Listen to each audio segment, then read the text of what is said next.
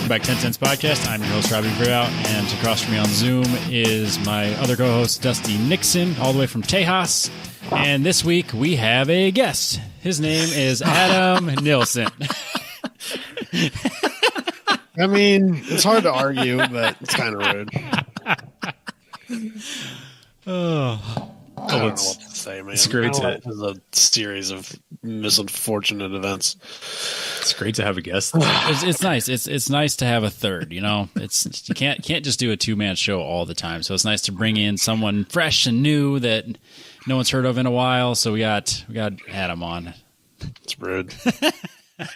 Not inaccurate, but it's still rude. I'm glad you're on. I'm glad we've finally had a chance to get us all together again. It's almost like you're busy and do things.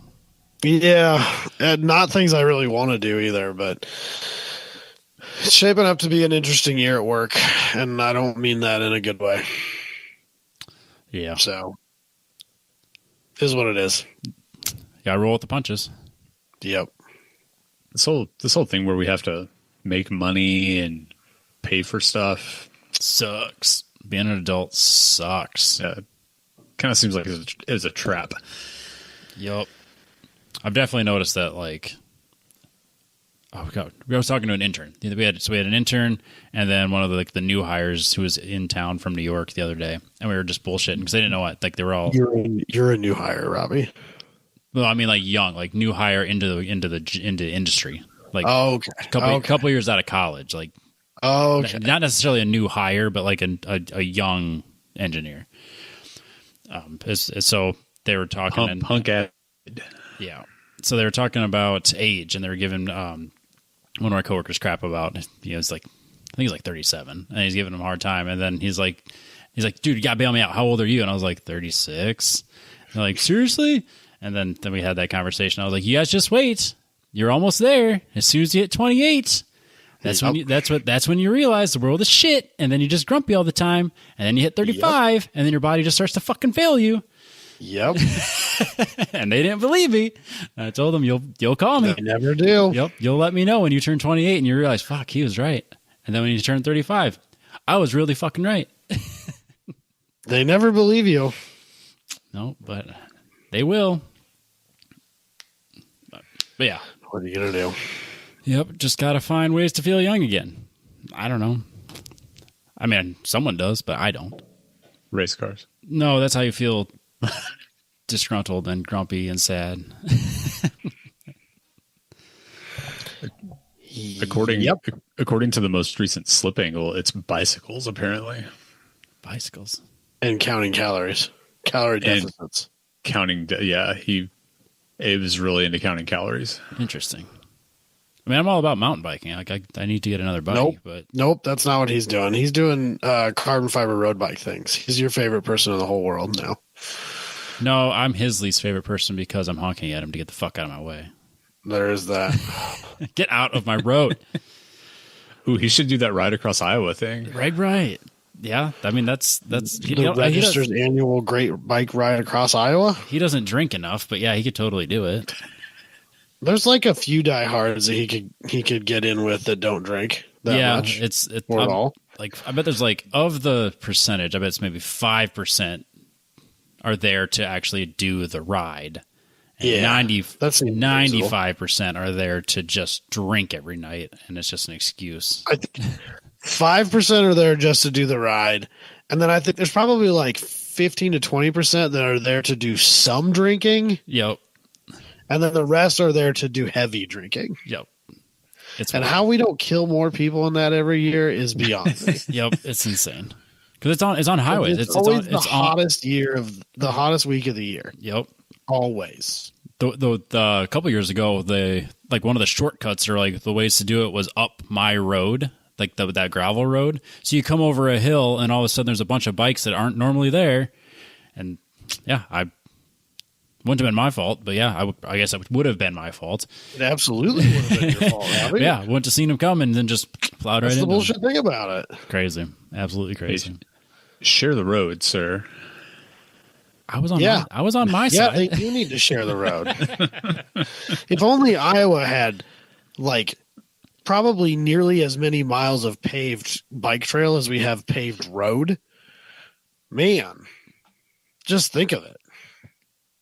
Yeah. So we have a friend that he related to drinking and riding bikes. He used to drink a lot and was like really into craft beer and whiskey, and then he decided that maybe we should find a new hobby, and got into bikes and replaced all of the craft beer and the whiskey with obsessing about the bikes. And he rides gravel, so he goes and like takes off down perfectly good roads and then goes out on country roads, out on gravel around cars that are, not divided by lanes or anything like that. And have no expectation of there to be anyone on that road. Yeah. It gives me slight pause. Yeah. To think about doing that. But. Yeah, don't do that.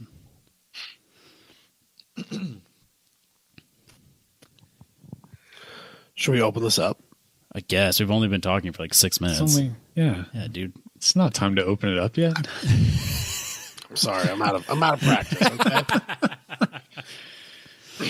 20-minute minimum. Yeah, I guess if you want this to be a 20-minute slip angle show, I guess. I'm just over here sweating in my air conditionerless house. I'm cold. I want you to know that. You have a basement, Robbie. You're in a basement. That doesn't count. It's cold.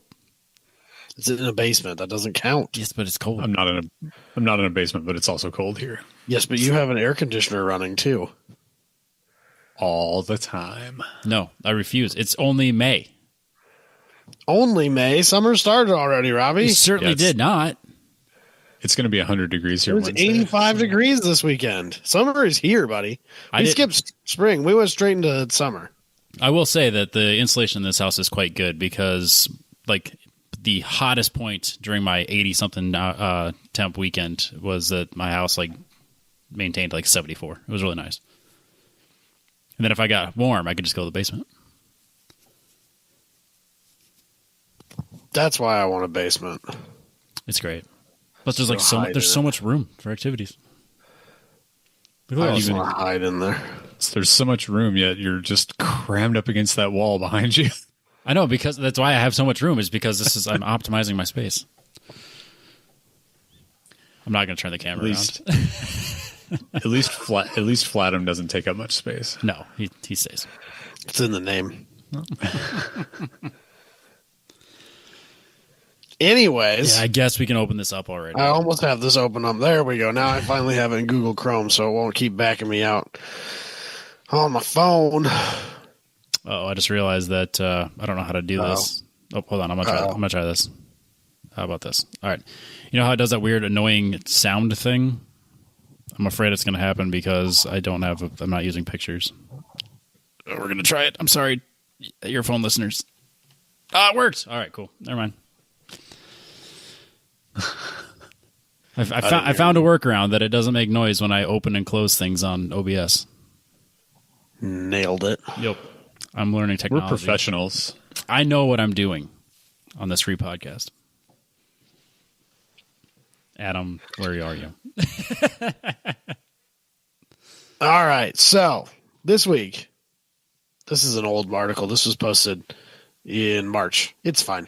Dude, that's so on brand. Jalopnik posted this. This is every car brand killed by GM. So this is actually kind of interesting because there's a bunch of them on here that I'm like, oh yeah, I remember those. And then there's a few of them in here where it's like, I've never heard of such a thing before. So it's kind of an interesting little read about. So, and if I remember right, it's alphabetical. So that's cool. They didn't do it. First up, Acadian from 1962 to 1971. So this is there's a bunch of these cars in here that were Canadian market. For a long time, I think there were a number of GM and Ford cars, for that matter, if I remember correctly, brands that were sold in Canada under different names, but were basically the same cars. Interesting. How could anything be marketed to us Americans and those Canadians in the same way? Because we're so different. Vastly different. Just, yeah. So And yeah, that's just a Tempest or a Chevelle Right. or a Cutlass.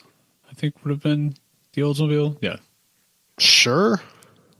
That's crazy to me. That was like a 9-year company that I have never heard of. I think there's going to be a lot of those Canadian brands that you've probably never heard of. Interesting. So, because the very next one, probably also never heard of. Also, I believe, a Canadian brand. The Asuna, with umlauts over the U, which is very important. 1992 to 1994, 2 years. They really killed it there. So, because you know what we needed? We know what we needed? 2 of Geos. We definitely needed 2 different so Geo this is brands. Canada's Geo. Yes, We needed exactly to- what this is. We needed to rebadge the Geos, which were rebadged Isuzus Right. and Suzuki's. It's like a copy of a copy. Insane. Yeah, so this is, the brand sold 3 different rebadged Korean and Japanese cars for the Canadian market. The Sunfire, which was an Isuzu Impulse. The Sunrunner, which was the Suzuki Escudo, which we all love because of Gran Turismo. The SE/GT, which was the Daewoo Le Mans, or Le Mans for us Americans. They don't look anything special. They just look like Isuzu's. So I find it strange that they sold something called the Sunfire, but it wasn't a Sunfire. So at that time, what was sold here that was the Sunbird. Sunbird, yeah. And then when the second generation of the Cavalier came out, they changed. Pontiac took the Sunfire name from Asuna. Little known fact that nobody needs to know. So, next up, another Canadian market. Why are you doing this to me? Beaumont. I feel like some of these names feel like they were used as model, like the brand name that they were selling the cars as got used as model names later too. And it's probably just that, like, oh, we have the trademark for this, so let's just slap it on a car now. So this grew out of Acadian. It lasted from 1966 to 1969. They were basically Chevelles with Pontiac interiors. So is it like? Yeah, because that's just a 67 Chevelle with a different grill in it. right. So is that supposed to be like a luxury brand of the Acadian? Because it's the same years. Yeah, it seems Probably if it had slightly upscale of the Chevy version. So probably. Weird. which you have to think that at this time GM sold the same cars as Buicks, Oldsmobiles, Chevys, like Pontiacs. all to Pontiacs, yeah, all together. Your dad's gonna disown me now. I don't have. That's fine. That's fine. Join the club, buddy. Join the club. So they're all the same. There's very small, slight differences, but they're all the same. When you're shopping for sheet metal, the floor pans are mostly the same. The fenders are often the same. It's just the grills and things that changed for the most part. And the engines. And the engines, right. Which is the really weird thing. Like, we have 5 different companies. They need to make 5 different big blocks. Hell yeah. Yeah, and none of the parts are interchangeable. And only one of them was worth its weight. That's right, the Pontiac one. Yeah, that's what I was going for. Next up, digging into the Wayback Machine here. This is one I'd never heard of before. The Carter car, 1905 to 1915. So this gets real old school. And these are, I mean, I don't know anything about this stuff. Yeah, These pre-war, sort of things early just don't exist to me, except for Oakland's, which we'll get to. early 1900s stuff. There was like 1,000 random moderately wealthy people that decided, I'm going to change the world by building a car. And most of them sold out to Ford or GM. Most of them failed. Yeah. So I don't know. They're relatively insignificant to me. I don't know. They're just some car. And pre-war stuff for the most part is relatively uninteresting. I'm sorry. Couldn't agree more. So next up, Elmore, digging even further back, 1893 to 1912. Originally a bicycle manufacturer in Elmore, Ohio. This is my favorite car of all time. Becker moved the company to nearby Clyde, Ohio, and started fooling around with two-stroke engines, which means these cars were awful. Do you think that's real gold plate?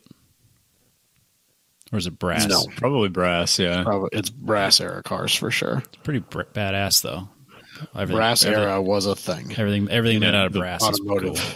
manufacturing. The part I forgot about the random moderately wealthy guys, they all also owned bicycle companies. That's where A lot of car manufacturers did start, yes. Yep.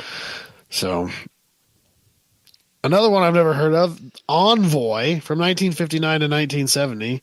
So again, as Dusty was talking about earlier, they just reused these company names as model names. yeah, they put that one on a rebadged Trailblazer. So Yeah, exactly. history. So, and this history does is look like it repeating was itself. kind of a small crossover SUV type thing. Yeah. So It kind of looks like a Falcon wagon. again, another Canadian marquee. So I don't know, man. So next up, the Epic. It's not the Epic, I guess. It's just Epic. It's just I don't. I think a lot of these just sold a car too. Yeah, that thing looks like a Lada or Yep. like one Yeah. of those like Soviet. Well, it's a Vauxhall. So it's a 1964 Vauxhall, to so, yeah. 1970. Yep. So this was a Vauxhall that was sold in Canada as an Epic.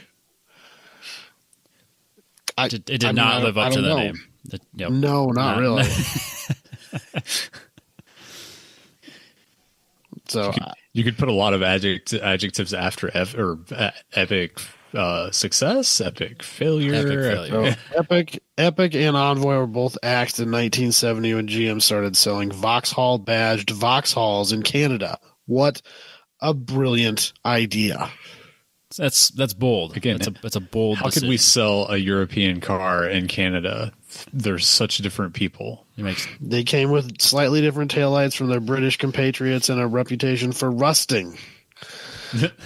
No way.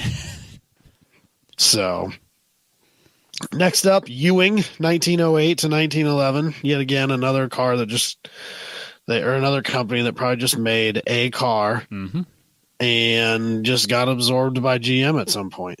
Hey, They Geneva, actually say Ohio. in here that there's so little information about Ewing that it's virtually non-existent. And they actually ask, if you know anything about a Ewing, or better yet, own a Ewing, please let us know. I'm sure the total number of those ever made has to be like 100, maybe less. If that, yeah. That feels like the kind of car that I would see Dennis Gage talking about on My Classic Car, and he would know everything about it. Or Jay Leno. Yes. Yeah. Those are the only two people that would talk about those. Oh, yeah, it was a Ewing. So moving into more modern times and cars that we all are familiar with. Geo from 1989 to 1997. So not quite a 10-year run, which I actually thought was weird. Yeah, it seems like I feel like they made a lot of cars in 8 years. They really did, because everyone knows Not only somebody. cars, but like total numbers of cars, but also a lot of models. Yeah. well, and they kept like because like the Tracker and some other things continued on after as Chevys or different things too. It seems like. But yeah, but for a company that wasn't that big, that was only that young, or didn't last that long, everybody knew somebody that had a Geo. Yeah, probably. So they were produced in partnership with Toyota, Suzuki, and Isuzu, with fun names like Storm, Tracker, and Prism. This was Scion before Scion, I feel like. But like, Yeah, probably. They tried to make it youthful and they tried to make it cheap, and they were like, I remember a girl that was a lifeguard at the time. We were like, 13, 14 years old, and she had a Metro just like the one in the picture. And it was so easy to just lift it up and turn it around. So like she'd be out working and we'd all kind of like sneak off at like the group of us boys. And we'd all lift the car and like move it. Like we're not like strong guys, but just a good group of us could get that car moved across the parking lot. We had the same situation in my high school and did the exact same thing, except it was one of the football players. So there's a story where they picked it up and like rolled it or carried it up the sidewalk and set it right in front of the door. There was the exit out of the locker room area, so you couldn't open the door because it would bang into the bumper on the car. So, yeah.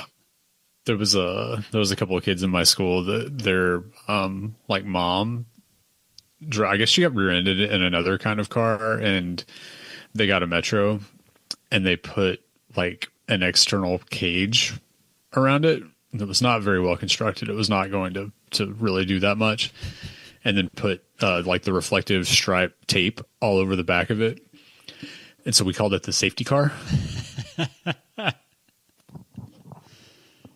I feel like those kids are probably talking to a therapist about that these days, but you know. So let me get this straight. She was in an accident, and then they bought this car, and then they made the conscious decision to air quote make it safer by putting an exoskeleton on it. Well, they made the conscious decision to buy a safe car, and they bought a Geo Metro, which is step one. It's not a. This is like a meth decision. This isn't really a good thought process. Nah, I don't know that drugs were involved. Just strange decision making capabilities. That's Texans, man. What are you gonna do? That's a weird line of decisions, though, man. That's wild. You would have to know. Yeah. I kind of want a tracker. Trackers are cool. Geo was the ultimate shitbox car. Like it was. Geo made some cool It was thing. great. Like it was. They were when great. you look back at it, Geo made a couple of cool little rides. They made the Storm was a convertible, right? The Storm was cool. The Tracker was cool. Yeah. And they cost like the Geo Metro. You could get in a turbo version. I think it was the Metro. And you could get one for $300. Yeah, if you really wanted to, and like you didn't have to do any work to it. No, never. You don't even change the oil in them. In 1999, you could have just bought one with the cash you had in your wallet, and it was fine. You could have drove it all fucking year. Didn't have to change the oil or anything. And you don't have to put gas in it like once a month, probably, because they're like 57 miles to the gallon. Yeah. They don't make them like they used to. I mean, don't get run over in it. No, it's like a moped, but with windshield. In more ways than one. You don't want to get steam on it, but they're kind of cool. Also, don't get crashed, you'll die. Yep. So up next, one that I almost wanted to argue with, but then I realized it's not really the case. Hummer, they're calling it as 99 to 2008. And I guess the new one's not technically a Hummer. It's a GMC. It's a model now. GMC, but it's the model. Yes. Yep. It's the GMC Hummer EV, but they don't actually put GMC on it. I don't think it's not that I've ever seen. Nothing about it makes any sense, especially the fact that it weighs 9,000 pounds. So it's kind of interesting. Hummer started out life in 1992 when defense contractor AM General introduced a civilianized version of its Humvee to the general populace. These OG civilian Hummers, or OG civilian Hummer HMCs, as they were called, were big, loud, uncomfortable, eye-watering, expensive. That it didn't stop certain demographics from buying them, blah, blah, blah. In late 1999, General Motors bought the rights to market and distribute the HMC from AM General, and a few years later introduced a whole line including the H1, the H2, and the H3. So the H2 was just a 1500 Silverado, if I remember correctly, and the H3 was just a Colorado. I think basically. It was like a Trailblazer. I think the H3 was terrible. Technically would have been closer to like a Suburban for the H2, but it was like wider and okay.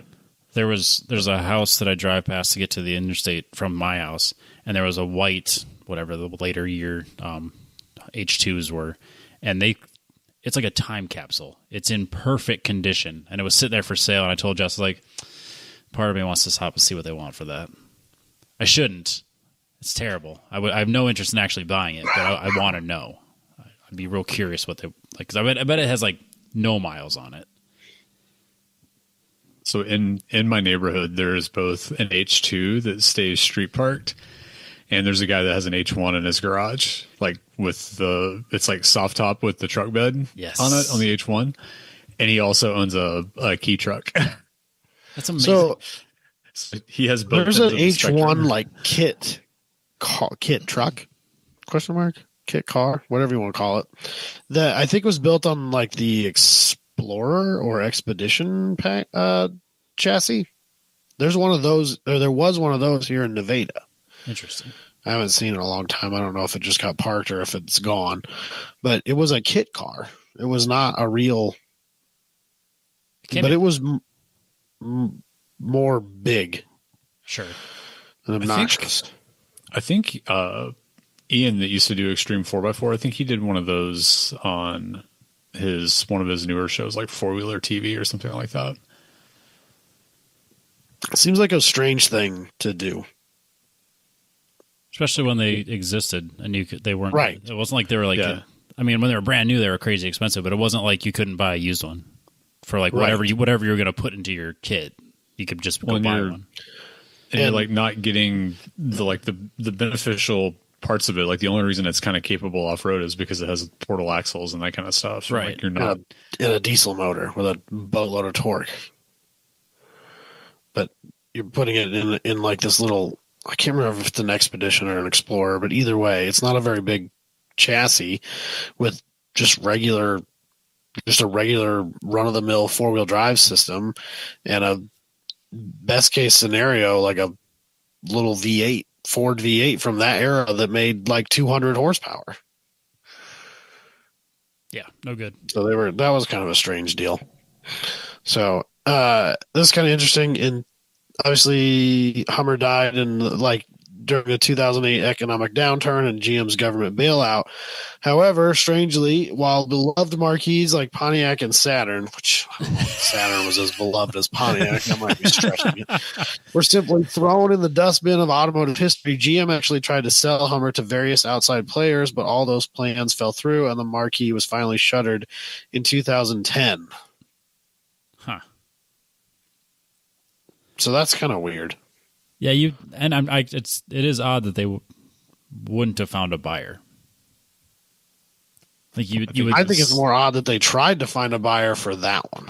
Yeah, well, and it was such it was so poisoned by the time that they were stopping making them. Like it just everything about it was just completely flying in the face of everything that was happening from a social standpoint at that point. I think yeah, I used to really think about that. Not that it's that much different than all of these companies just making like 80% of their profit off of selling gigantic trucks to idiots like me. But yeah. Hey, part of me will always like a Hummer, so I said it. I don't care. I even like the new one. I even like the new one. I don't care. Next up, LaSalle from 1927 to 1940. LaSalle was one of 4 marquees, LaSalle, Marquette, Viking, and Pontiac, developed by GM chairman Alfred P. Sloan to fill perceived gaps in GM's lineup. Built by Cadillac, they were designed as smaller, less expensive, but still prestigious luxury cars. Gateways to Cadillacs. So I remember LaSalle. Well, obviously I don't remember LaSalle from when they were being built, but I've seen these cars before. This was probably one of the more successful ones from back then that we've talked about thus far. Yeah, so this was kind of like the predecessor to the Cadillac Cimarron and all of those like compact car Cadillacs that were supposed to be entry level kind of things to build brand loyalty. So I don't know, not much to talk about them. Next up, one of those that they just mentioned there, Marquette. But this one's kind of interesting because it existed from 1909 to 1912 and 1929 to 1930. So it existed for a while, died, and then they tried to resurrect it, and it clearly didn't work, and they killed it off a year later. Interesting. So it was revived as a junior brand of Buick, much like LaSalle to Cadillac. So now let's take the discussion from a while ago about having 5 brands that do the same thing, and then Yes. let's assign each of them a feeder brand. You know, at least they're consistent through the years. GM, if anything, they've been consistent about that stuff for a long time, apparently. So, Yeah, and making decisions that don't seem to be rooted in anything remotely concerned with what the consumer wants or needs. none of those things are important to anybody. That's just details. Not Too at big GM, to fail. at They'll least. be fine. Yeah. So next up, McLaughlin, another one of these weird car companies, founded in Oshawa, Canada. Lasted forever though. Yeah, long run, 1907 to 1942. So a lot of these that died in the early 40s were thanks to the war. Yeah. Yeah, it was like there's no longer an assembly line to build this because they're building tanks over there now. Right. Tanks and and then when planes, that stuff died away and they were able to come back, GM probably just said, no, we'll shutter these things. Then in 45, they were like, maybe 12 car companies is enough. Maybe we don't need 27. So next up, 1907 to 1931, the Oakland, which was eventually absorbed by Pontiac. So a lot of Pontiac clubs consider Oaklands as part of their club membership. So like the big Pontiac owner event that we used to go to when I was younger would have a bunch of Oaklands. My dad actually owned one, and there was like some weird like three-way trade. Like he had a car that somebody wanted, that guy had a boat that somebody else wanted, and the third guy had the Oakland, and my dad said, I'll take the Oakland, you take the boat, and I'll give the car to the other guy, and then everybody's happy. And there's a picture floating around of like probably what couldn't be more than 4 or 5 year old me in the front seat of an Oakland, like on my mom's lap driving down our driveway. My dad said it was awful, but it was one of those things that like the chance to own it came along, and sure, why not? But it was a very weird, awful car. It was I want to say like a 20s car. I mean, it was pretty old. Did it have We like had a guy. did it have like a weird, like, was it traditional like driving style at that point, or did it have like a weird? Couldn't answer that question.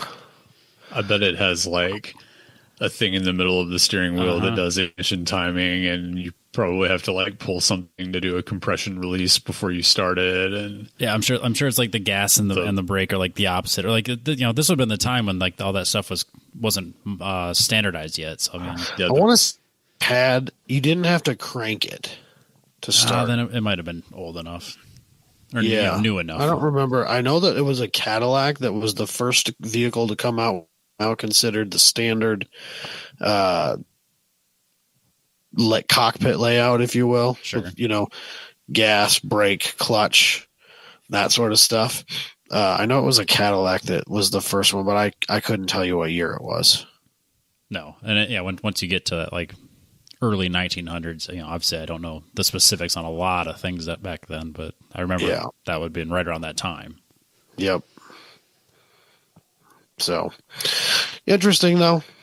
A strange little blip on my dad's automotive past. So next up, Oldsmobile, which has a shocking run, 1897 to 2004. Wild. So that's impressive. So the company built the first mass-produced automobile, the Oldsmobile Model R Curved Dash, in 1902. General Motors purchased the company in 1908 and continued producing cars until 2004. And to be fair, by the time they got to 2004, people were fine with them being gone.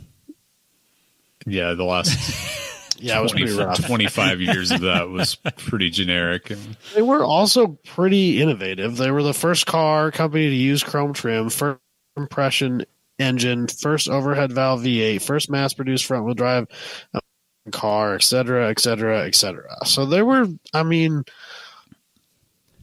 fairly innovative, if not somewhat lackluster towards the end there. So and by the end of it, it was like, if you don't want a Pontiac, get an Oldsmobile. the last ever built was a 2004 Alero GLS. Which was just a Everybody knew a girl in high school who drove an Alero. And if it wasn't that, it was the Intrigue. Yeah. And it was white. They were, well, all the Aleros were gray. Or that weird gold color. champagne. Yeah. Yeah, Yep. champagne. Yeah. Yeah. Oldsmobile did have the lack of foresight to put a sideways V8 in the front of a fairly heavy front-wheel drive car. Called Yeah, it the that was the Aurora. first mass-produced V8, though. Oh, the Aurora? Okay, I thought you were talking the Olds Toronado. No, I was talking about the Aurora V8, which was tied in with IndyCar racing, and all it was just like a. It was That just was such a Bonneville. stretch Yeah, to tie that into IndyCar.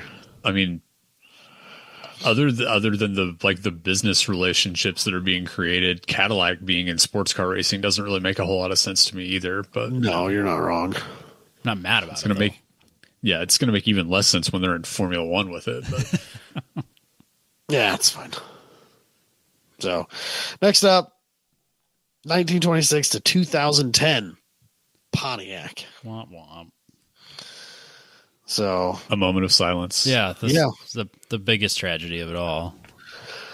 honestly, it makes no sense to me because basically all they've done since they killed Pontiac is try to rebrand Buick into what Pontiac already was. Uh-huh. And I know that they're like, oh, well, Buick was selling really well in China, and so that's why we kept it alive. Well, that's a fucking bad. It's a totally, answer. yeah, so that's a different market too. But yeah, right around 2010 was when I thought Pontiac was really getting their stride with modern cars. Like they had some cool shit right around 2000, right the around new the end. GTO was cool. Yep. The new G8 was cool. Yep. And then even before that, like the Trans Am is still one of my favorite cars. Like that, Yeah. that last gen, so good. A lot of people dog on the end run Grand Prix, but Nope. looking you back can't. now, they You were kind of can't. cool. And that 3.8 motor was So the best good. motor ever made. So good. It could run without oil, filled with sugar for 20 fucking minutes. You Cars couldn't kill it. Cars for Clunkers was no match for the Pontiac 3A. No, it was so good. Yet So, terrible, but at the same time, it was great. Where Pontiac went wrong was they didn't build half-ton pickup trucks that you could charge $67,000 for. Yeah, well, yeah, they would. It would be interesting to see what Pontiac would look like today. Because the only reason that the Buick still exists in the U.S. is because there's a dealer network built around selling Buicks and GMCs. Right. Like that's the only reason that it's still around. Yeah. I mean, someone's got to sell a couple of cars a year, right? I've seen a lot of the whatever the small Buick is that's like the equivalent of the Equinox. It's ugly as all hell, and I see them all the It has time. a weird lately. badge that makes me think it's a Mazda at first. The headlights look like some dystopian, like it looks like it should be in like Blade Runner or something, because they just have this. They don't have defined bulbs. It just glows like white as its daytime running light. It looks, yeah, it looks like something from a movie set, but in a bad way. Yeah. So, R.I.P. to Pontiac, one of the greats. Yep. So, Yeah, I want a WS6 4th gen with a big old crazy hood. Every time one of those pops up on Marketplace, I go, can I swing that? Should I swing that? I shouldn't. Yes. But I should. Yeah. I Be need way to. better than the 300ZX. I want to live that out. There's a Hell clean, yeah. there's a clean 2000 2001 Camaro that's on Marketplace for way too little money for how clean it is. Yep. The only car that Robbie has had that I was jealous of for sure was the GTO. The GTO's good. It was way bigger than it needed to be, but it was so good. My dad really pushed hard for me to try and figure out how to buy that. I guess So- so. All you needed was a Walmart bag full of 20s. Yeah. Yeah, apparently. So, It was a great car. Like legitimately fun. Yeah, Beyond really cool. fun. really cool cars. But needed a bag full of 20s more than I needed the car. So Yeah, that's fair. That's So, There's next also- up, the Rainier, not to be confused with my dad's name, which has one less I in it before anyone goes there. dang it. It's kind of ironic that it's right after Pontiac, though. Yeah, well, I mean, you're not wrong. So, went from 1905 to 1911. It's another pre-war car I don't really care about. It looks closer So, to like a company Duesenberg. operated under GM's banner from 1909 to 1911 when it was combined with Marquette and Welch Detroit, which I'm assuming we'll get to here shortly. Finally went under in 1912 and has fallen largely out of memory. That thing Yeah. looks like it was designed to compete with like Duesenberg and stuff like that. Yeah, Like, it's that like- car is it's a- 57 feet long. It doesn't need to be. No, it does. 'Cause Well, you need I to- mean, this yes, is need a- ample- but- yeah, you this, need ample space to be kept away from your driver. There it is. You don't want that. Yep. You don't want them breathing your air. Apparently, they had some racing pedigree, though. They gained a reputation by competing in and winning local hill climbs and mountain races. where? New York? Well, they were originally built in New York, I guess they could have hill climbs there. I guess. They must have. I don't know. Then Next up, 1902 to 1911. So you know you're in for some weird times. Rapid Motor Vehicle Company, which looks to me like they made some sort of small city passenger bus. Dude, that's just a pedal cart that everybody drinks out of. I see Yeah, those that's all what the it time. looks I like. see those It all does the look time. just like that. So the Rapid Motor Vehicle Company was a very early brass age producer of trucks and commercial vehicles. You know what Rapid Motor Vehicle Company sounds like to me? An EV startup. Yep. 200%.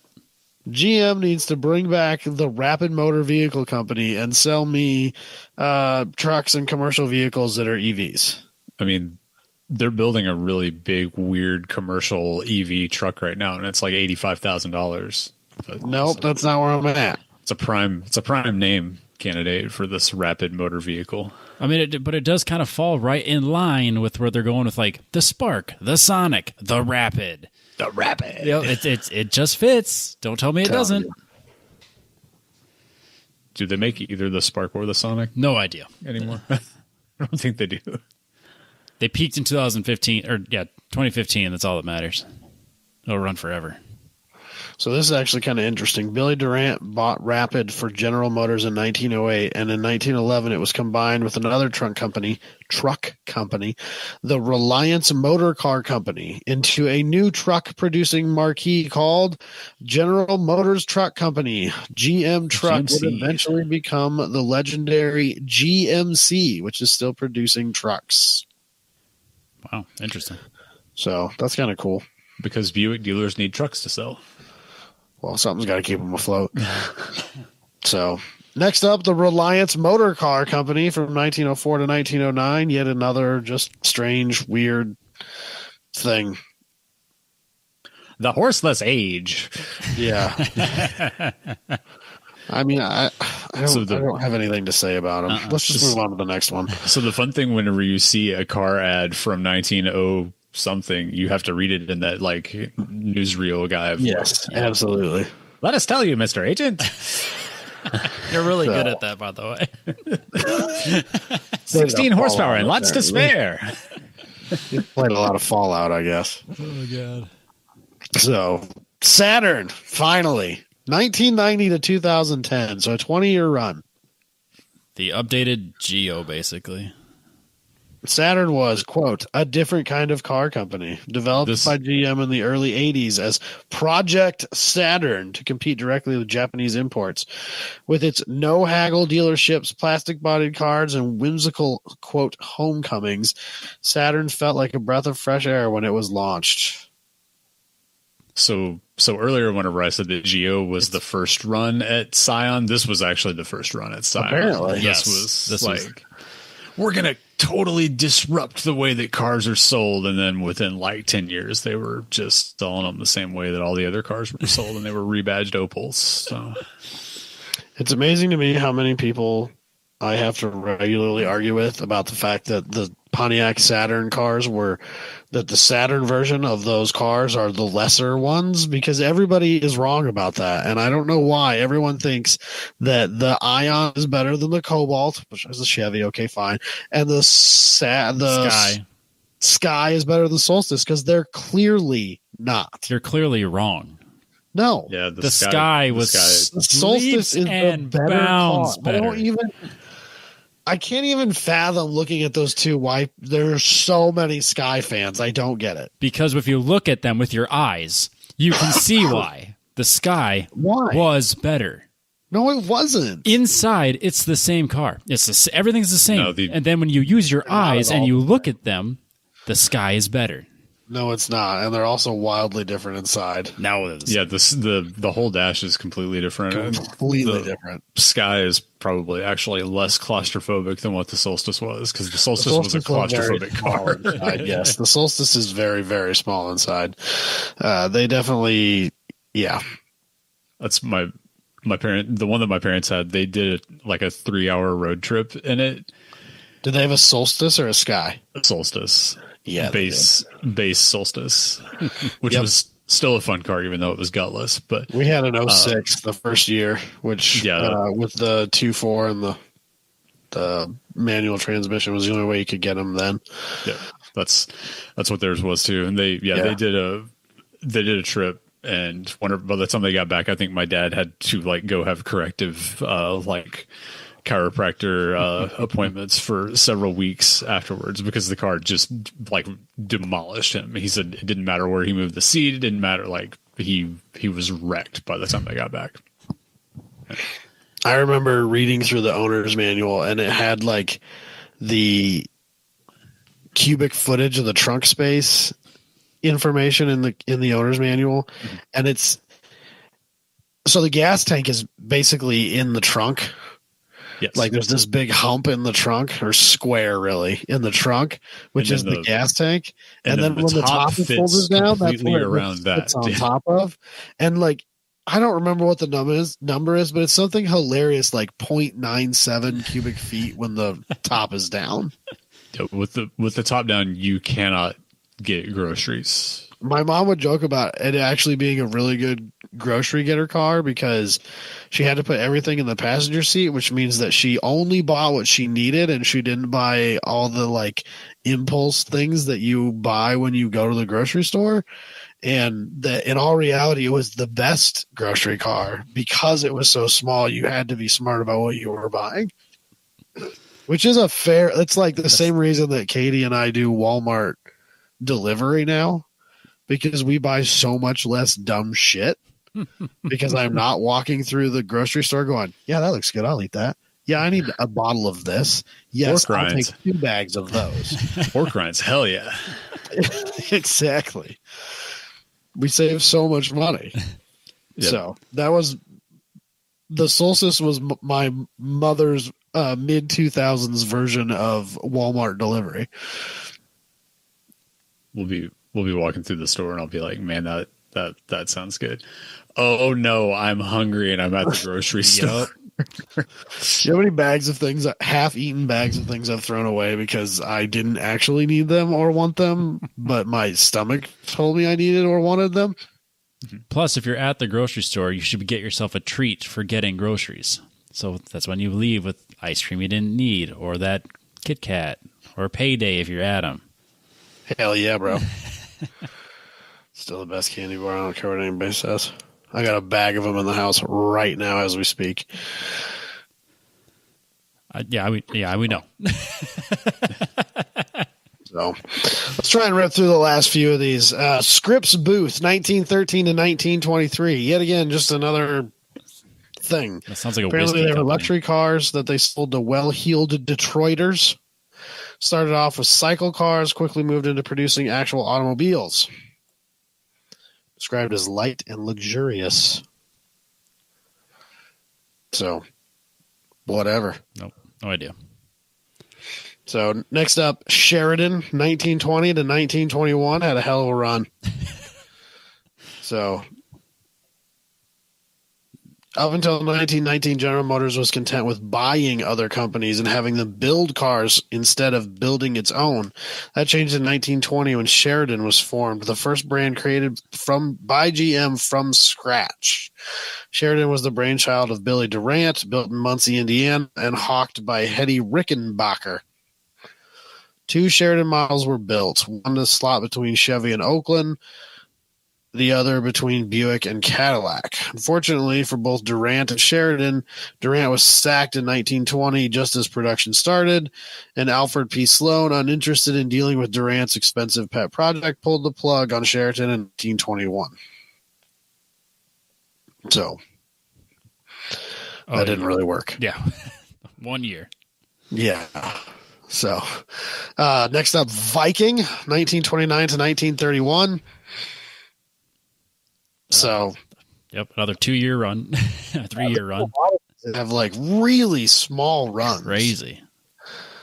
So there's tons of them out there. And now they're Well, a stock company. And just think just think about, and like, I know it wasn't the giant machine that it is now, but like, imagine a car company like launching a brand right now, like the investment and all of the infrastructure and everything that would go into it just from a marketing standpoint. Uh-huh. Mm-hmm. And then just being like, oh, that didn't work. Get out, kill it. Yeah. So last up, I believe, Welch Motor Car Company. I don't think it's actually the last one. 1901 to 1911. So made in Detroit. Sold cars. Didn't last very long. GM Man. bought him for his patents and innovations. The name Billy Durant keeps coming up in here, and it's all of these, like, he just bought these companies and then killed them. Yeah. I mean, hey, if it works, it works. Yeah. So then I think actually the last one, the Yellow Cab Manufacturing Company from 1920 to 1943, and the Yellow Coach Manufacturing Company from 1923 to 1943. I was today years old when I realized the Yellow Cab Company was a car manufacturer. Mm-hmm. Also started by John Daniel Hertz. Yes, that John Daniel Hertz.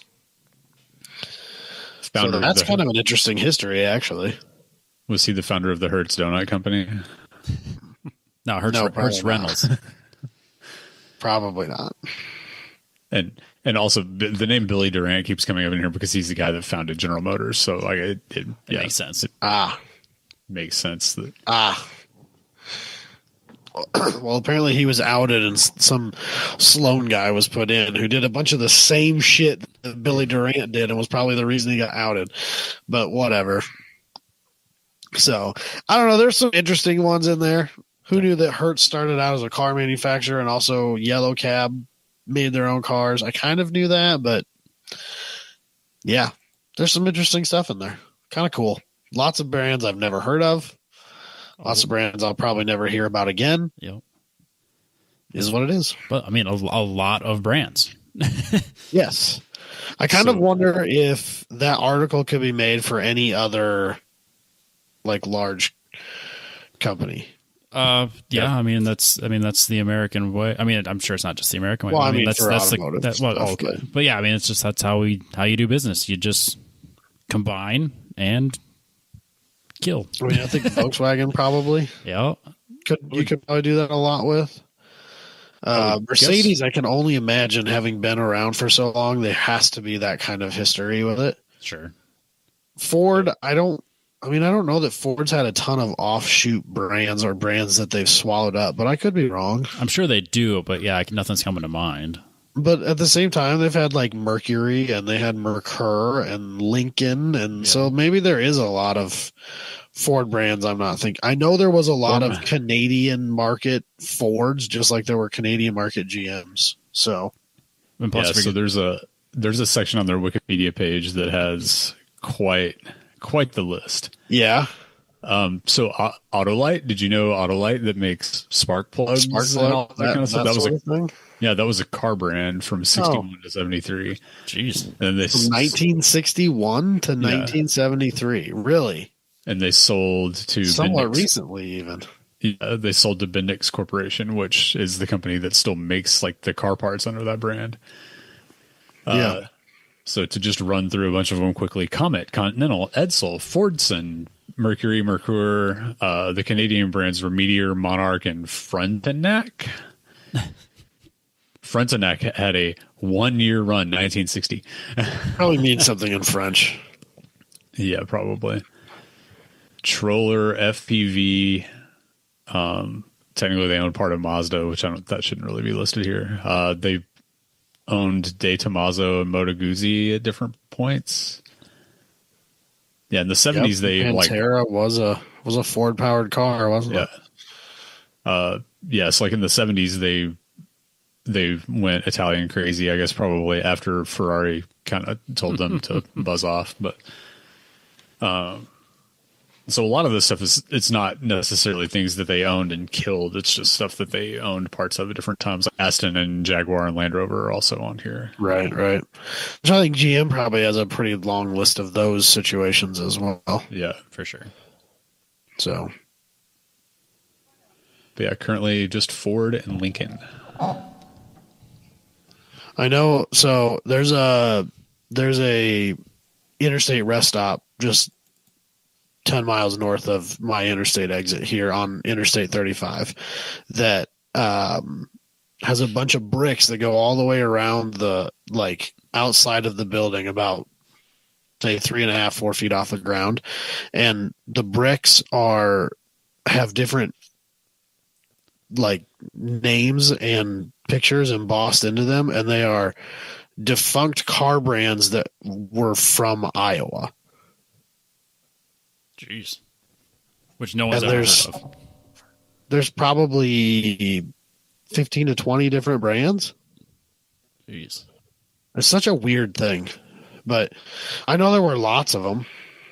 So, Yeah, in the, like Dusty said before, back in the teens and 20s, it was the cool thing to do which I guess you kind of see that now. I mean, how many startups, supercar manufacturers, EV manufacturers, stuff like that have come and gone and just disappeared, and they made a couple cars and then just went poof and never were heard from again. Yep. Yeah, and similar to what it was in the 20s, it's a way to raise capital and do something else with it and then disappear into the night. Yeah.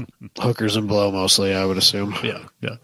That's the something else you do with it, most likely. So, which obviously means we're just jealous of them. Yeah, I would say that's why we're Correct. crapping Yeah, all correct. over it, is because we're not doing Right. that. Yeah, because we're jealous. Yep. So the giant GM commercial electric van thing that we think should be called the Rapid, it should definitely be called the Rapid. The actual name of it is the Bright Drop, No, it is not. That's not a good name.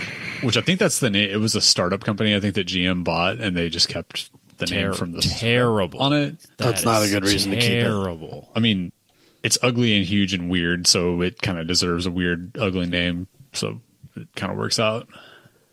Wow. And also, it starts at $75,000. Yikes. That's too much for a commercial vehicle.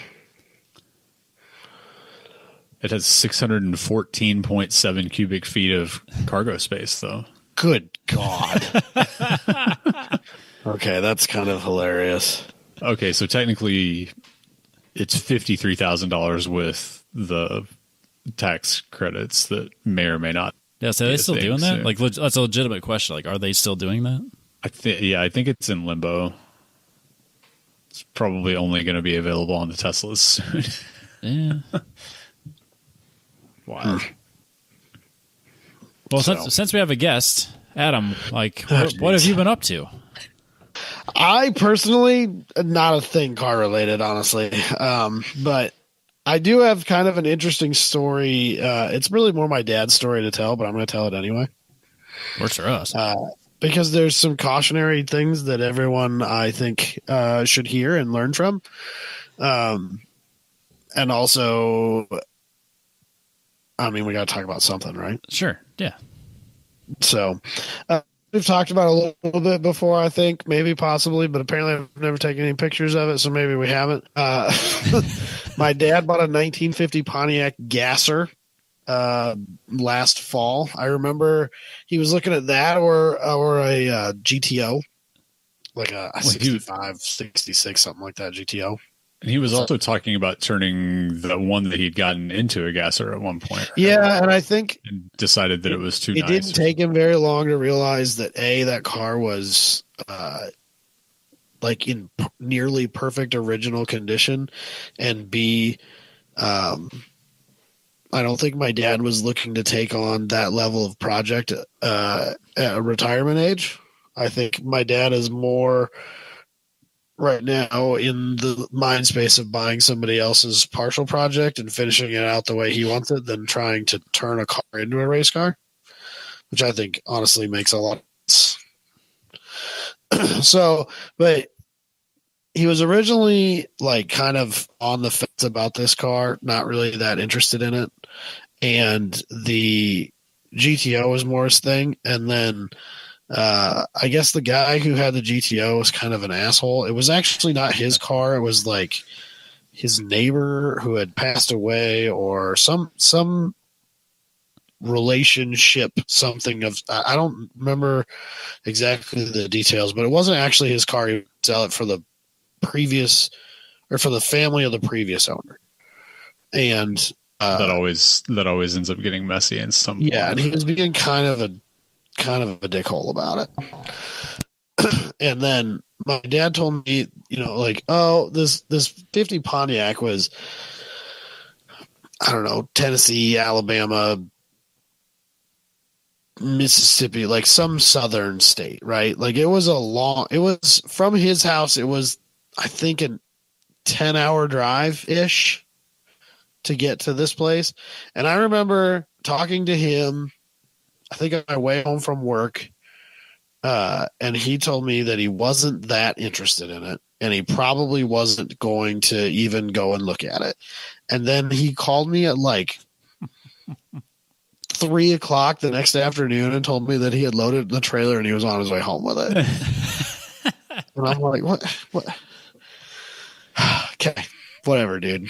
That's fine. So is he that impulsive, or is he just trolling you? I think it's more impulsive than it is trolling. I think it's more impulsive. I wouldn't put it past my dad to do that, but at the same time, I don't think that's what happened. I think he's just that impulsive. I think he woke up the next morning and he was like, I'm done with this GTO guy. He's an asshole. I don't care about him anymore. The guy with the 50 Pontiac is real responsive. I'm just going to go look at it. And he even told me that when he got there, the whole time he's driving down there, he's like, why am I even driving down here? I'm not that interested in it. He gets there. He says to himself, I'm going to walk in here. I'm going to look at this car. I'll be nice about it, but I'm not buying this thing. And like literally the guy opened the garage and my dad's like, yeah, I'm buying it. Like it was just an instant light switch, just flip the switch. I love this car. And honestly, it's cool. I really, really like it. It is really, really cool. It definitely has a presence. It's very much like a quintessential gasser. And it's got like a fold forward one piece front end. And that's on the requirements list. Yes. Yep, absolutely. And like you can see the headers through the fenders and the front end's way up in the air. I mean, it's everything a gasser should be. and it is really cool. And he even had it street registered, and it is air quote street legal. Missouri does have some like relatively low level of inspections, and there's just enough things on this car that it would not pass a Missouri inspection. Wow. And so if my dad decided he wanted to drive it, it may end up being registered in my name at some point, but that's fine. It's whatever. So Do they not have like electric car where you wouldn't have to get inspected? I don't know, but it doesn't have like any exhaust on it or anything like that. And I don't know. Apparently, like even his 76 Firebird has to be like had to, pass all these things, and it passed them, but I guess that car won't. Interesting. I'm surprised that Missouri does that. I don't think that it like full on emissions tests, Right. but I do think that like you are required to have like a muffler and all that crap. I'll say I know Ohio you do inspections, but like so far, like I've only done the Sonic, and I'll have to do the truck here shortly. But like they just walked out and they took the paper and went, "Yep, the VIN matches," and and then they just went back in the building and then signed my papers. Yep, that's a car. So they basically told me the same things. I told them like because I had the title for the Z and all this other stuff with me.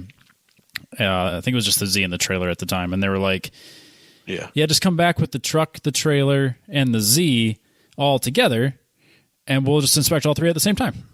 And I was like, okay. I was like, it's a caged race car, but I would like to be able to drive around and do some testing on the street. Yeah, just bring it in. Well, it's okay.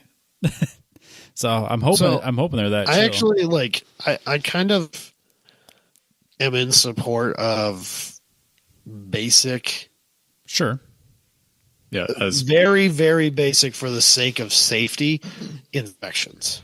As somebody who drives down the road frequently next to vehicles that have been like T-boned so hard that they crab walk. Yeah. Yep. Or the number of trucks I see where the top of the bed is touching the back of the cab is worrisome, frankly. Yeah. But so we've had up until they just finally got away from it on January 1st of this year. We've had safety inspections in Texas forever. And I also still drive around cars that are insanely questionable from a safety standpoint all the time, despite that, because they're just not inspected or registered or probably insured. And somehow they get away with it fine. But yeah. Yeah. I don't know. I'm sure that there's no like perk system. Yeah, so we just have I still have to take mine to get an emissions test, which is just them plugging a scanner into it and making sure that it doesn't have a check engine light and paying them like $15 or $25 for the privilege to get it registered in my county. But if I got it registered in my parents' county, I would just be able to just send the money in and register it. So I know my dad told me that in Missouri, there's a set price that they're allowed to charge. The shop is. Yeah, that's how Texas is too. And that price is so low that like you can't make money on it. And there's a lot of shops that just won't do it. Yeah. Yeah, I don't know. I don't understand how, because you have to dedicate a person to it. And for what they're charging per car, you would have to run a ton of cars through a day just for them to pay their own salary.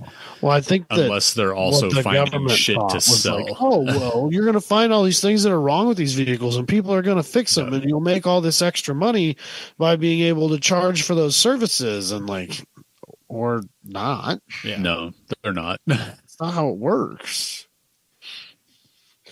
There's too many people like us that, or worse, that there's too many people that just barely know how to do stuff. Well, and there's also too many shops that are willing to just lick the stamp and send it on its way. Well, there is that. Yeah. And people that drive cars with questionable modifications, they know where those shops are at. Slide into Dusty's DMs if you live in the wrong county in Texas, I guess. So anyway, my dad ended up buying this car. It had a big block Chevy in it. Originally, he told me at the beginning of the winter that his plan was to list the motor for sale, but not remove it unless somebody bought it. But he was starting to put together the pile of parts he needed to put together his Pontiac big block, because obviously Naturally. that's a travesty and it can't stand, which I support, of course. And then one day he told me that the motor was out and that the new motor was going together. And next thing I know, because he was like, at one point he told me, I'm probably even going to make a few passes with the motor that's in it now, just to kind of get a feel for the car, make sure it's everything that I need before I spend a bunch of money putting a motor together and then find out that this is, a terrifying thing to drive or whatever, blah, blah, blah. That never happened. He got scared to experience a big block Chevy. Oh, yeah, that's what it is. We've never experienced a big block Chevy before.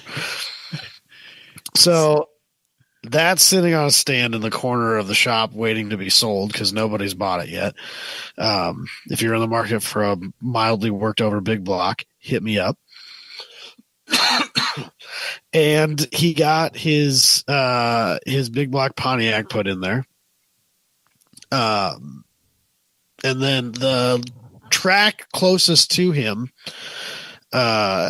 they do Wednesday night test and tunes. It's $25. They don't run you.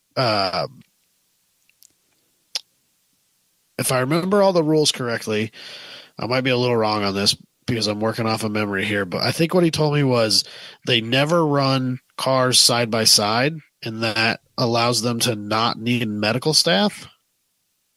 Oh, well, that doesn't really. Hey, man, No car's ever crashed insurance. on a single pass. Yeah, exactly. We'll get there. We'll get there. It's a thing. You know how it is. Uh-huh. It's not competition. You don't need to have Yeah, medical staff. I never saw anything sketchy happen on Wednesday at the drag strip. At least it's only one person who gets hurt instead of two, right? So Depending on anyway, which point it climbs the fence and goes into the spectator. spectators on a Wednesday night test and tune. Oh, there wasn't the ones we used to go to. But Yeah, I would imagine there's probably still a few crazy diehards.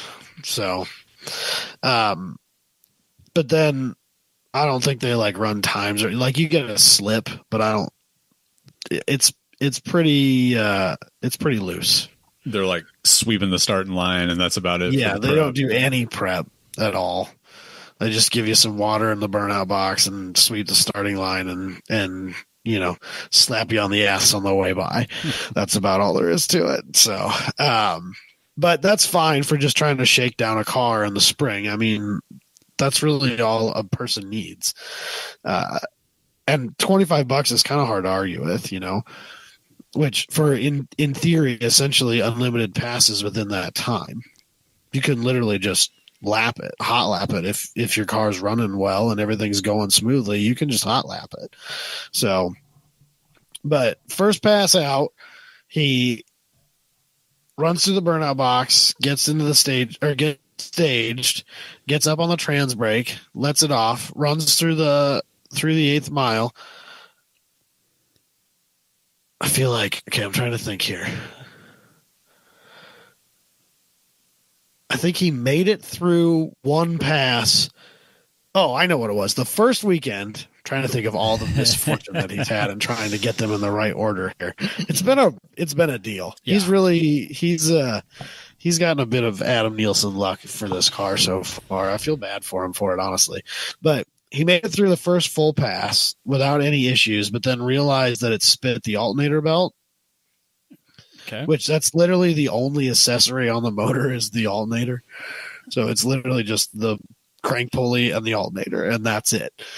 And he was kind of looking at it, couldn't figure out a good reason why it spit it, decided, whatever, I got my pass. The car went straight. Now I know. I'm going to go home and figure out why it's spitting alternator belts, and I'll come back next week. So he did that. I don't know what he figured out. It is not spitting alternator belts. Hooray. Then week number 2, he goes back the next week and he gets up, gets staged, launches the car, runs it all the way down the end of the track. Everything seems to be going fine, goes for the brakes.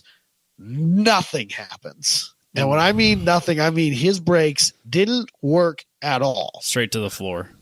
Nothing. What turned out was the rod that comes off of the pedal assembly and goes and pushes the master cylinder in. When he ripped his foot off the brake, that rod apparently had enough play in it that it popped out of the master cylinder and dropped downwards. Oh, fuck. And so then when he pushed the pedal, it didn't do anything. And he went right off the end of that racetrack. And my dad has said in the past, like with the Tempest, with the speeds the Tempest went, the shutdown at that place was sketchy because it's very short. And, the Tempest only went like 100 in an eighth mile, 120 maybe. It wasn't, it was fast, but it wasn't like, holy fuck, I'm doing 200 miles an hour. I can't stop. Right.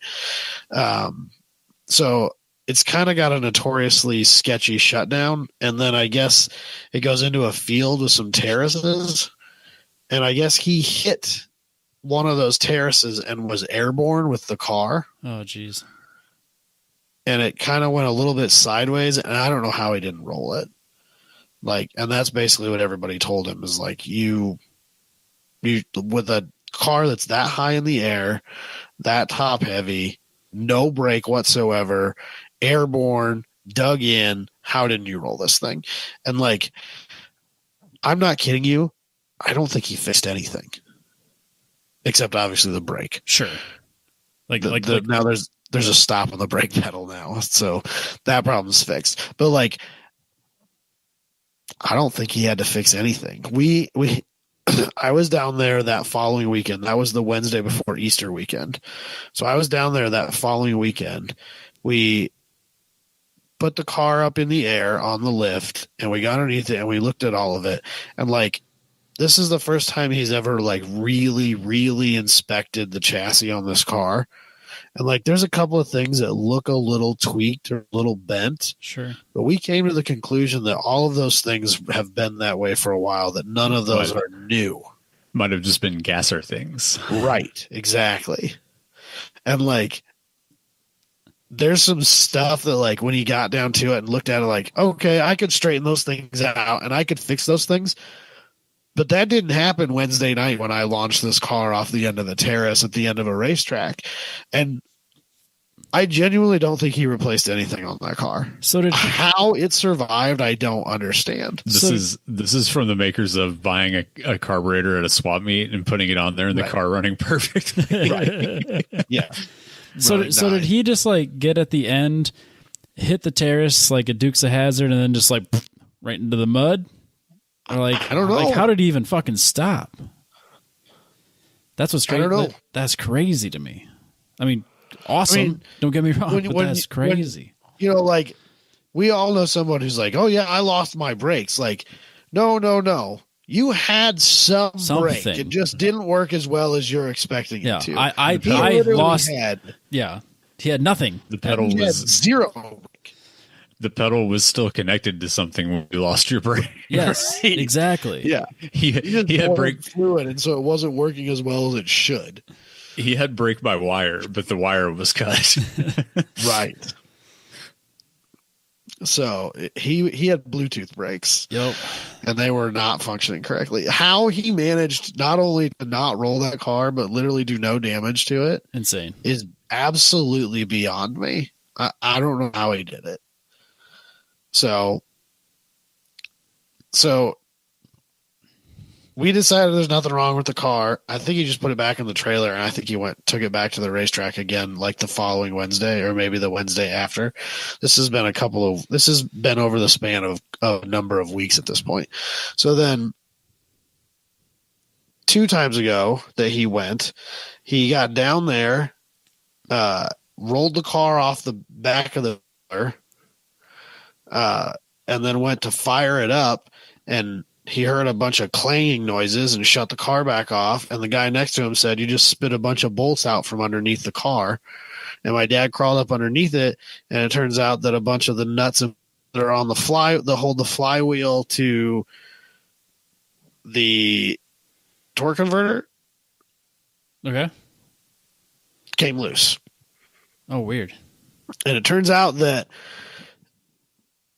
so he has a Pontiac engine in there, but it has a Chevy transmission, and he used the wrong size bolts for that conversion, and they had some wiggle room in there because he used too small of a bolt. It's a nut and bolt. Oh, It's not like it's threaded into something. It's a nut and bolt. okay. And they had some wiggle room, and they did what bolts do when you give them wiggle room. They came out. So he pulled the motor out to fix that and put it back together. I think he realized, I swear the motor's been out 3 times now already. I know somewhere in there he thinks he has an oil leak, but the car's got a diaper on it, so it's really hard to track down an oil leak because the oil comes out.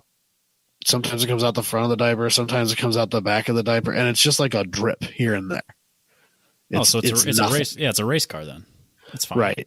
But he wants it fixed because, you should want your oil drips fixed. I get that. Like, yeah, I get it. Lots of race cars have oil leaks, but that doesn't mean you shouldn't at least attempt to fix them. That's fair. And so then last week Wednesday, he gets the flywheel and all that stuff fixed. He's got the stop on the brake. That's fixed. The alternator and the crank pulley are lined up better or whatever it is he did there. That's fixed. So he's at the racetrack again. Well, actually, he didn't even make it to the racetrack. So he calls me after he goes, so I was driving down the road. Of course, prefaces this in such an awful way. Right. So he calls me. He said, and I look in my rearview mirrors and there's smoke just rolling out the back of my trailer. And I thought, oh, cool. The battery came loose and the car burned to the ground. And you're calling me to tell me that the trailer and the car total fucking loss on the side of the highway and life just fucking sucks. Right. Well, it turned out that it was just a tire on the trailer had let go. And he doesn't know, he must have picked something up because my dad is very anal about his trailer tires. I know they weren't worn out. I'm sure that they had proper tire pressure. I know that he checks all those things. He's he 20 miles away from the racetrack. It's not like he's hauling, 2-3 hours at a time to do this. It's not a big deal. Yep. But he said he smoked a tire, so he pulls over. And he has a jack and all that stuff. Has actually 2 spare tires for the trailer, apparently. Well, it turns out that the jack did not quite have enough ass in it to lift the trailer and the race car. So, note to self, to everybody right here, right now, make sure that when you buy a jack for these situations, because you should have a jack that can get you out of this situation. Having a spare without a jack is totally useless. If you've got a jack, make sure it will lift the combined weight of your trailer and the car side of it at the same time. Alternately, you can do, if it's a tandem, you can do a little like wedge of wood. Yeah. So I pull one tire up on it. One of those fancy plastic ones that you pull up onto. Yeah, I think he already bought that this week. Yep, we've changed using that method. Yeah, so his is a tandem axle. You can do that. I think he bought the fancy that somebody manufactures now instead of just using wedges of wood, which I know is an effective solution in a pinch. But my family tends to be a little more paranoid about jacking up things, especially on the side of the road, because my grandfather only has one eye for that.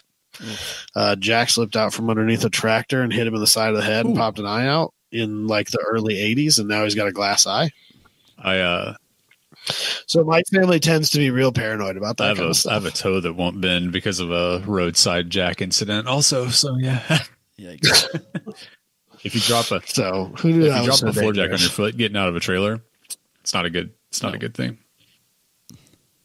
Yeah, I bet that felt really great. 9:30 on the side of in the middle of the desert outside of Las Vegas. So oof. Classic. So anyway, my dad realized that the jack will not lift the car and trailer, so he was going to roll the car out on the side of the road. So he pulled into what he described to me as essentially a farm entrance a farm field entrance, so he could get off the road, and he just pulled straight in far enough forward that he could roll the car out behind the trailer, jack the trailer up, replace it, pull the car back in. Sure. Well, on the winch that he's got I know that he has like a clevis hanging on the front of the car, and then I think there's also a clevis where the hook is on the winch. So I'm not sure what failed, but he told me he's rolling the car back, and it kind of stops where it's that tipping point to try and go over the door, continue rolling out. And so he went to push it, and the cable went tight again, and one of those clevises broke. Oh, shit. So the car went rolling off the back of the trailer out and was headed towards the highway, and he managed to get it stopped right before it rolled out into 70-mile-an-hour traffic and managed not to cause a giant accident. So obviously, right now, right? This car is trying to tell him It's cursed, I'm telling you. So again, I feel this is why I wanted to tell this story, is because the trailer thing is, I think, something that probably too many people take for granted. I would never have thought, like, yeah, I've got a jack to lift the car, I'm fine. How many people have a jack for their car? Of course you have a jack for your car if you're going to the racetrack. But is that jack rated to lift your trailer and that car? That's a different story. No, because everyone Not buys something I think everybody's probably thought about. No, everybody buys the smallest Pittsburgh super light aluminum one for $79, Right. and that's what they stick with. Right. Right. So, a word of caution. So anyway, he managed to get the car stopped before it went out into traffic, threw it in park, jacked up the trailer, replaced the tire, drove the car back into the trailer because now he can't winch it in and out, which I'm not quite sure how. He must have figured out some other way to hook the winch on, because you can't. I don't think you can even really open the door. There's no way my 65-year-old dad was crawling out of that car in the trailer. There's no way he's doing it. So he must have figured out some other way to winch it back in there. Whatever broke, he was able to fix. But got to the racetrack, staged, launched, threw first, hit second, and then all of a sudden the car just free RPMs and pulls hard towards the wall. Oh, jeez. And so my off, coasts down to the end of the track, turns around and comes back. Car's running fine. Doesn't seem like carrying oil pressure. Doesn't seem like there's anything wrong. Not sure what the hell just happened. Gets back up to the staging lanes and goes and talks to the starter. And the starter said, yeah, you laid water all the way down the track, which thankfully my dad just runs straight water in the car. So whatever, broom it off, throw the test and tune cars in the other lane and carry on. So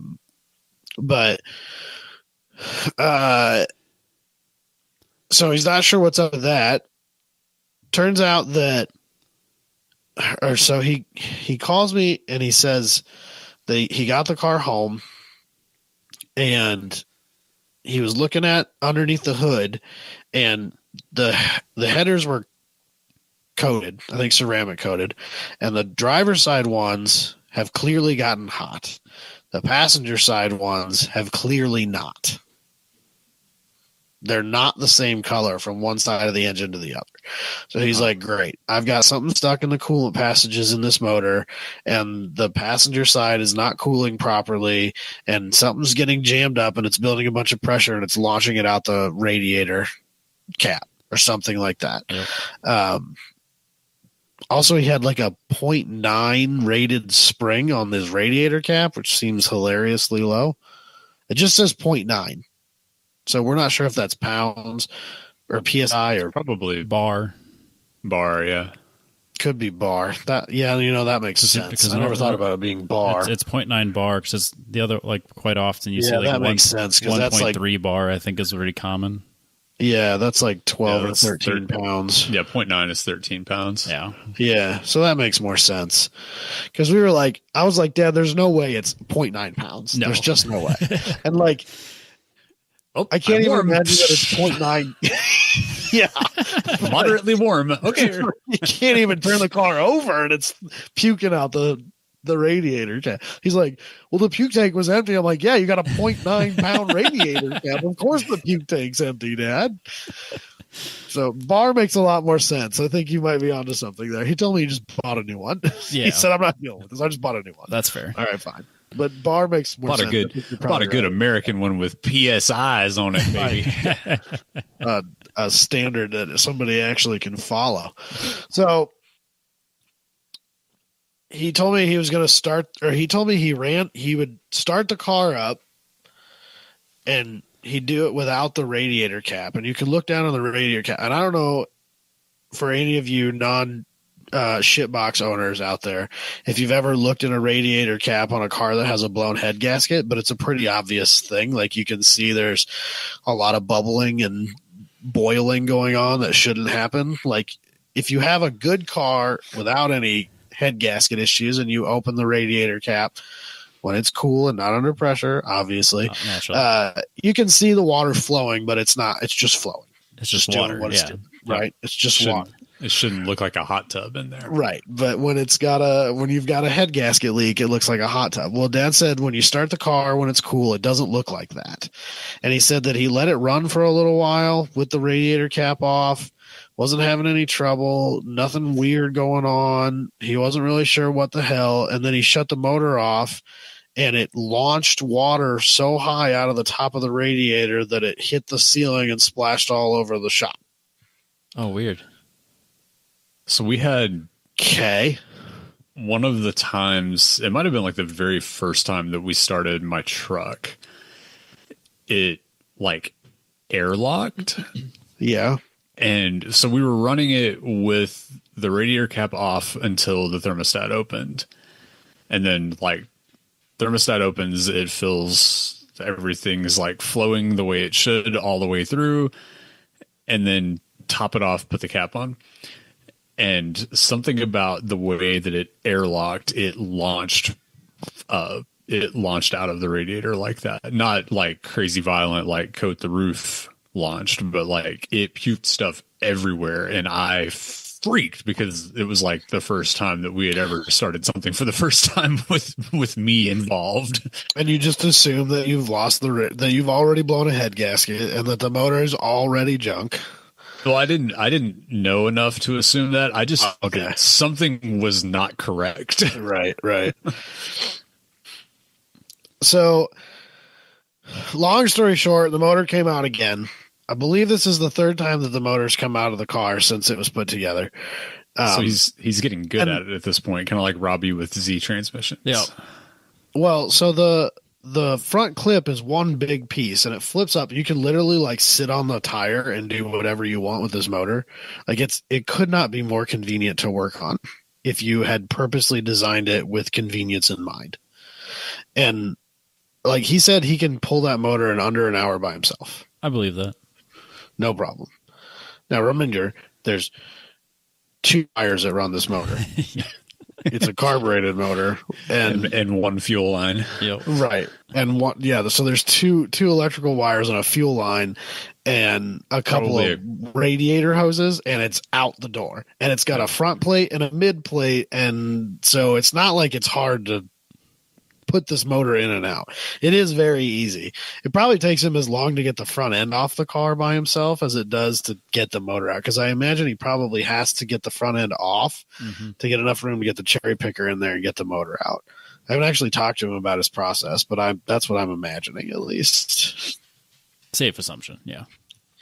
So, but long story short, it turns out that so Edelbrock, he has Edelbrock heads on here, and apparently Edelbrock has what we believe are 3 different versions of these heads, depending on when you buy them or what versions you ended up with. And they're all named after Bruce Springsteen songs.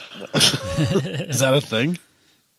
One of their packages, they call it the E Street something, and it's just Bruce Springsteen had the E Street Band. So in my head, everything that Edelbrock does is like the Born in the USA. Or I was really hoping that was actually what they did, because that would be hilarious. Yeah.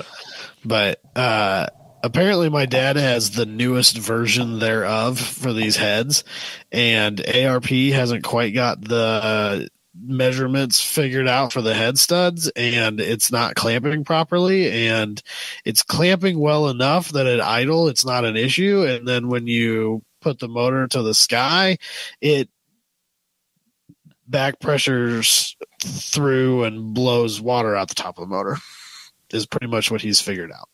Great. So the correct head studs will be here, I think he said tomorrow, and I think he's putting new gaskets in it just because, even though it was like a solid copper gasket before, and they have no sign of any issue whatsoever. There's no hot spots. There's no nothing. They're probably fine, but I don't think he likes the copper ones. Yeah. Yep. You need to get some good MLS, nice self-pros. So I think that's what he did.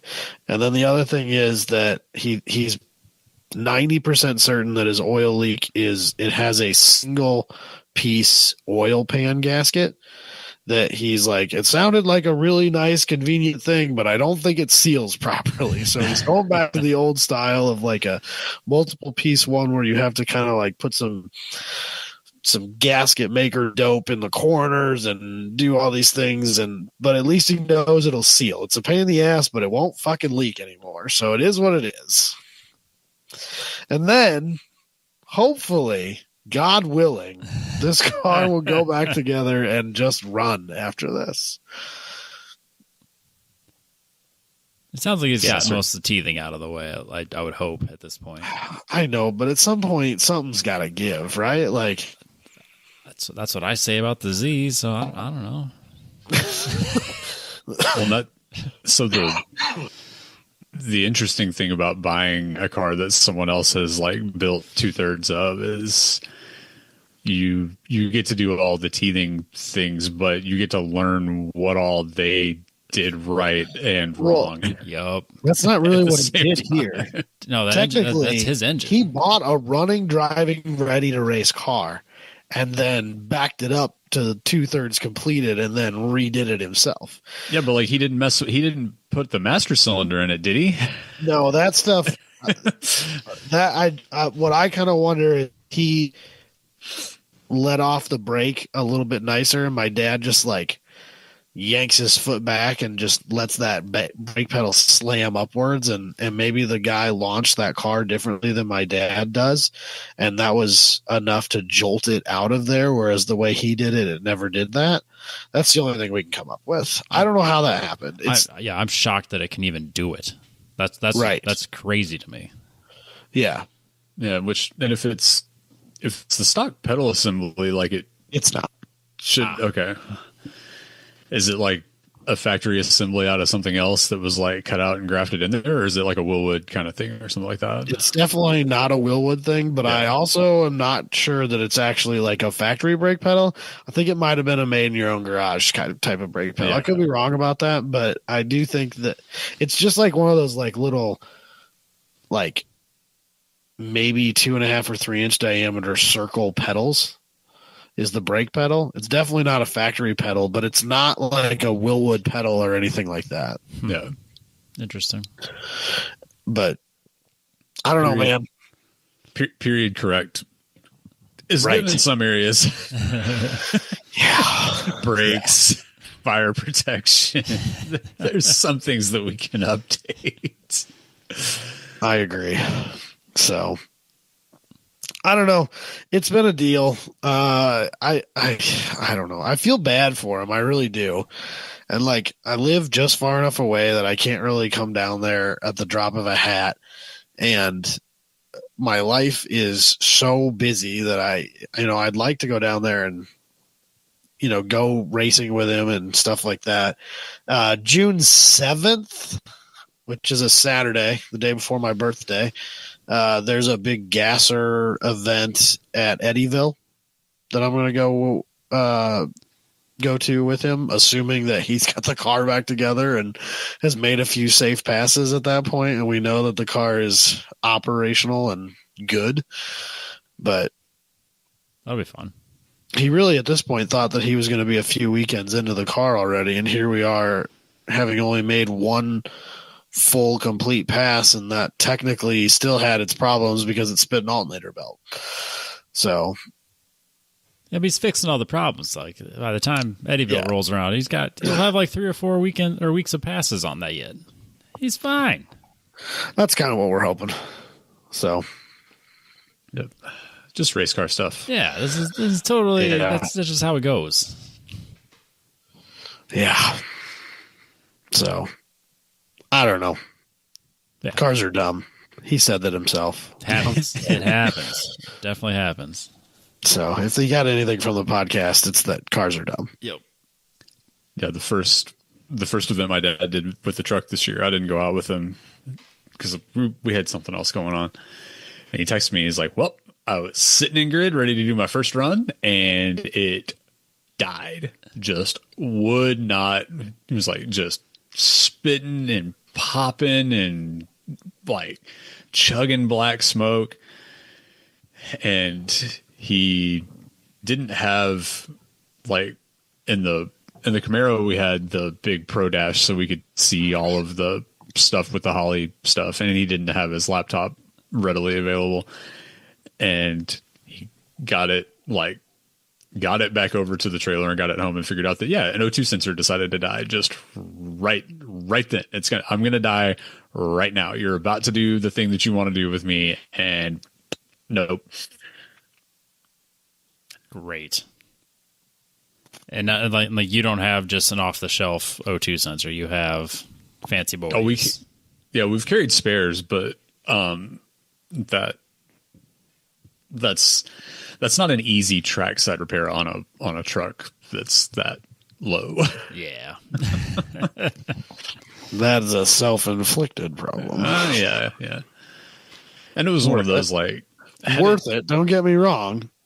had it been me and him there, like we probably would have made an attempt at it, but he was just like, "Nah, today's not the day." Yeah.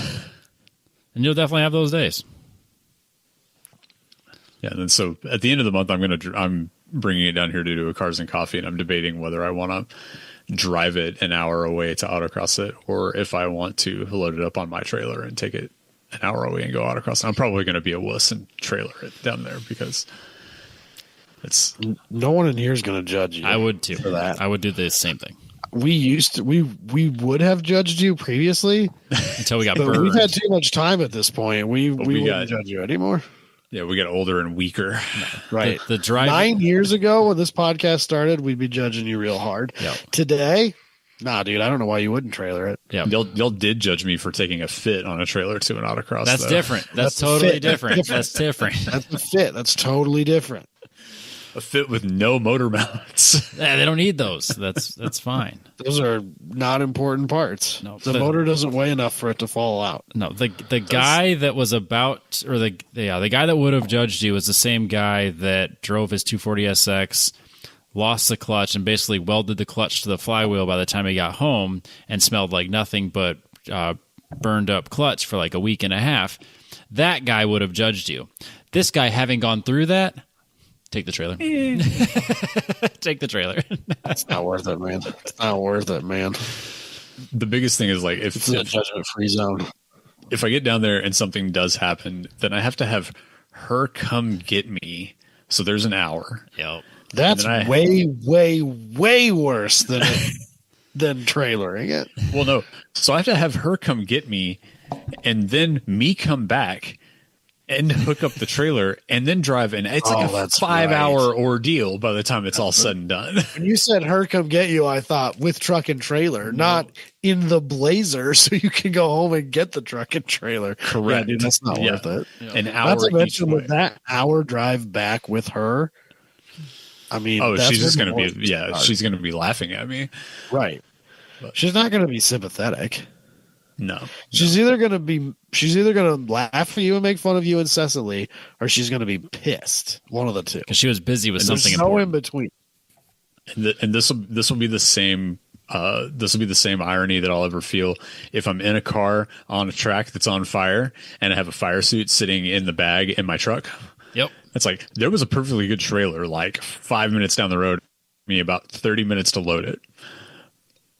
And here I am 4 hours into this mess now. Yup. If it can be avoided, avoid it. Yep. But also, it would be kind of funny just to roll up and I mean, think of the content. yeah, there is that. I don't know. I'm going to see how, because I'm going to be driving it down on Friday and then doing the cars and coffee. So like, I'm going to have an hour and a half, 2 hours of street driving in it by the time I'm making the decision of whether I want to trailer it or not. So That's a good judgment time, though. yeah. Find a place like halfway where you can drop your truck and trailer. That way you look like the badass, but if you have a problem, it's not so far away. You can go get it. I'm not that committed to appearances at the local autocross. I really don't care. I did, like, back when we were running the Camaro really hard, I drove it out to TMS, which was like a 40-minute drive whenever I had the Camaro down here for a couple of weeks. And like, it was super fun to just roll up in the fully caged dumb car and like do pretty well for whatever doing well was for me at that time. And then like throw the cooler and the other stuff in the trunk and drive it back home. But I also feel like that was part of what that car was for. So you almost have to. Well, Occasionally, it was way dumber than what the truck is, like from a I know, practicality. but it was also like, I know it isn't a big part of Optima, but there is a street driven section. So Yeah. you need to make sure at least occasionally that the car can handle those things and still make it home again.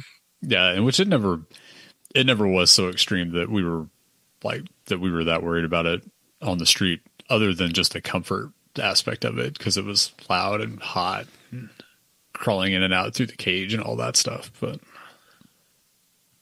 I don't remember who said it, and it's probably somebody I don't like, so that'll annoy me.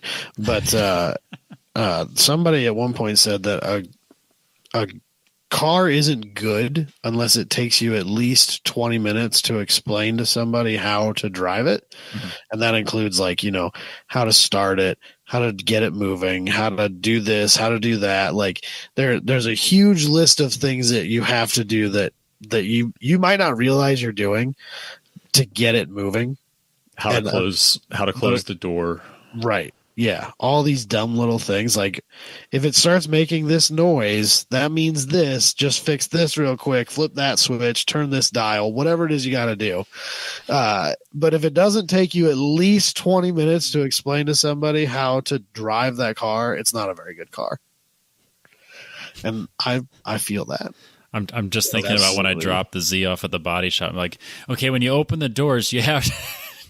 Otherwise, you rip the For the love off. of God, pull out first and then go up. Just a little bit. Don't go straight up, please. Nope. And the best part But also, was, it's going to come up fast, so be ready for it. It's going to take your fucking chin off. $600 if you don't get it out far enough. It's okay. They're a body shop. They can get a good deal on it. yeah, but I pointed to the part where E-Man broke it the second I fixed it. I was like, yeah, see that spot? That's what E-Man did. Your buddy, my buddy, he did that. So don't do that, please. I just fixed it. Jesus. But anyways. Yeah, the original version of the Camaro fit into that more because it had the like bank of toggle switches up on the top on the dash, and you had Hell to yeah.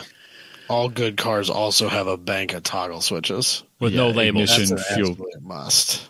yeah, ignition, fuel pump, fan, momentary starter switch, and then like kick the. I guess I would kick the fuel pump on like as it started.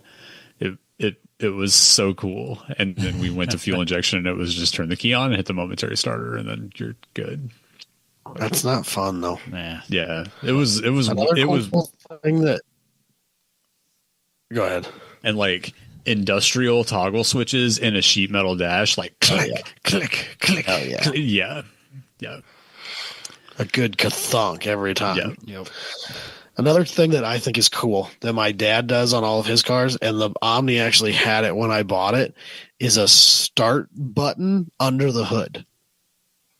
So you can bump it over when you're running the valves. Yeah.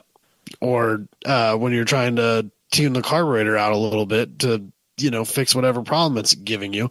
You can start the thing and shut it back off from underneath the hood. He's just All good cars that are carbureted, at least for sure, at a minimum, need that switch under the hood. That's cool shit.